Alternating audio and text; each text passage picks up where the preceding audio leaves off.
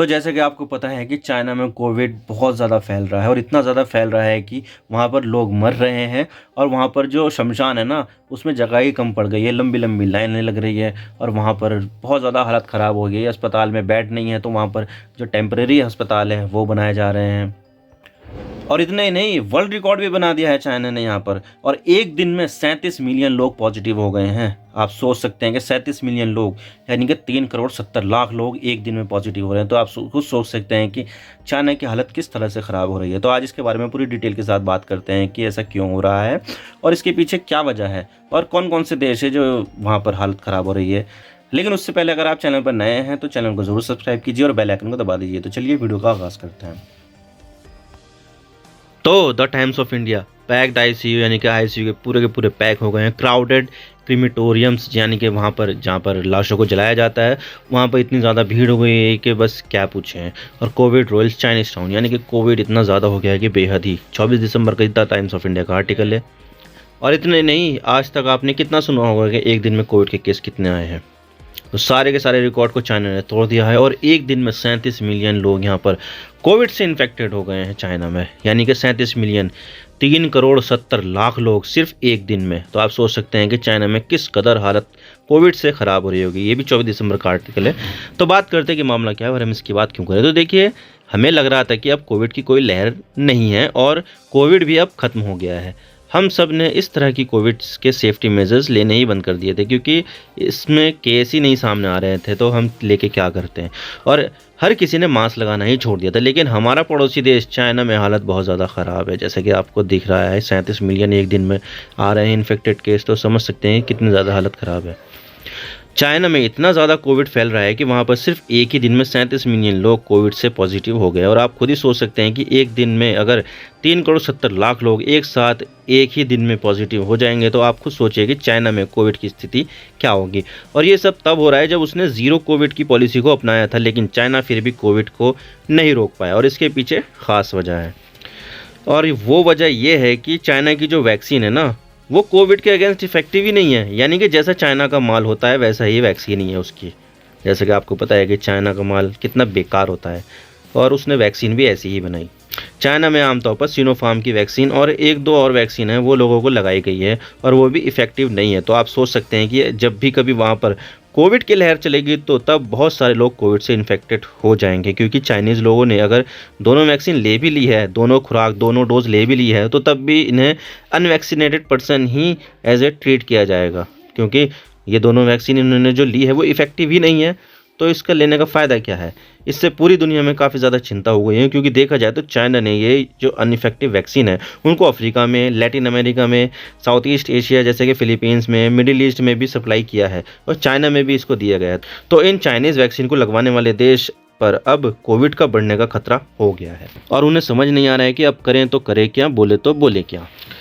और इतना ही नहीं, ये नया कोविड-19 का वेरिएंट BF7 भारत में भी आ गया है, और इसके कुछ पॉजिटिव केस इंडिया में भी पाए गए हैं। और अब सबके मन में ये सवाल आएगा कि भारत का भी हाल क्या चाइना जैसा होगा और करोड़ों लोग एक साथ पॉजिटिव होंगे। तो इसका जवाब है नहीं, क्योंकि देखा जाए तो भारत के लोगों को जो वैक्सीन लगी है वो ऑक्सफोर्ड एस्ट्राजेनेका की बनाई हुई दवाई है, जिसे कोविशील्ड कहते हैं, और इसके अलावा भारत बायोटेक की बनाई गई कोवैक्सीन। और ये दोनों वैक्सीन ही काफ़ी ज़्यादा इफेक्टिव है कोविड के अगेंस्ट। तो हमारे अंदर कोविड की जो इम्यूनिटी है वो भी डेवलप हो गई है। तो अभी के लिए तो भारत को कोई खतरा नज़र नहीं आ रहा है, लेकिन दुनिया के कई देश है जहाँ पर लगातार कोरोना का संकट बढ़ रहा है, और उनमें से एक देश है जापान। इस लिस्ट में सबसे पहले आता है चाइना का पड़ोसी देश जापान। पिछले हफ्ते जहां पर जापान में एक दिन में 16,100 केस सामने आए थे, तो वहीं एक हफ्ते बाद उसी दिन जापान में 2 लाख से भी ज़्यादा कोविड के केस सामने आए हैं, और 25 अगस्त के बाद से ये सबसे बड़ा नंबर है। और इतना ही नहीं, जापान ने कोविड को लेकर जितने भी रिस्ट्रिक्शन लगाए थे, चाहे वो फ्लाइट को लेकर हो, RT-PCR टेस्ट को लेकर हो, या फिर मास्क को लेकर हो, वो सारे के सारे रिस्ट्रिक्शन जापान ने अक्टूबर में ही ख़त्म कर दिए थे। और इन सबको ख़त्म करने के बाद जापान में 1 मिलियन विजिटर्स आ गए, फॉरेन टूरिस्ट आ गए। तो आप खुद सोचिए कोविड का वेरिएंट टूरिस्ट से कितना ज़्यादा फैल सकता है। ये दुनिया भर के जो टूरिस्ट है वो जापान में आ गए थे, अब वे वापस भी तो जाएंगे ना, तो वहाँ पर भी इस तरह का जो है खतरा होगा फैलने का।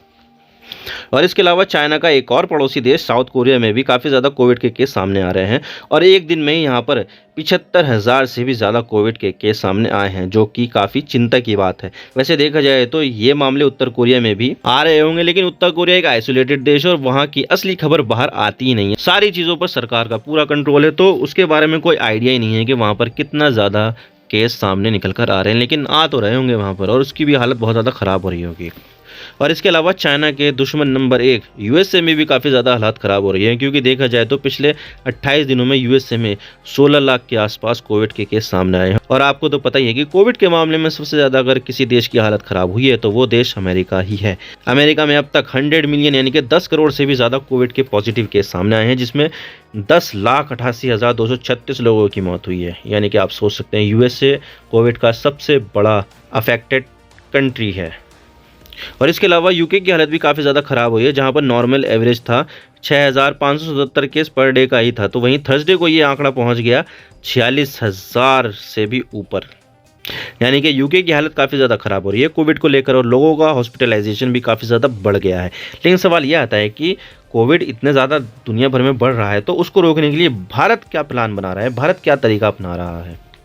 तो देखिए, भारत भी कोविड को लेकर काफ़ी ज़्यादा अलर्ट है और भारत ने कह दिया है कि भारत के सभी एयरपोर्ट पर अब रैंडम कोरोना की टेस्टिंग होगी, और ये लगभग टोटल पैसेंजर का 2% होगा। यानी कि अगर आप एयरपोर्ट पर एक साथ 100 लोग हैं तो उनमें से 2 लोगों को तो अनिवार्य कोरोना टेस्ट से गुजरना ही होगा।